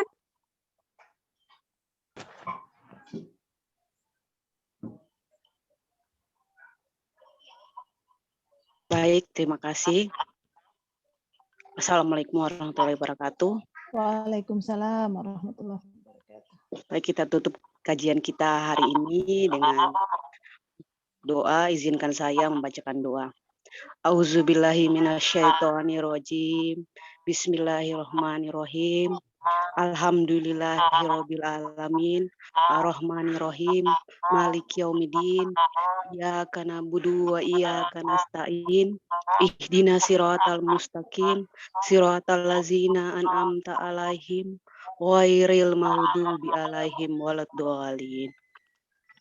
Allahumma ya Allah, ya Tuhan kami, dengan mengucap puji syukur kehadirat-Mu atas segala rahmat karunia-Mu yang telah Engkau limpahkan kepada kami pada hari ini dengan penuh keakraban dan kebahagiaan.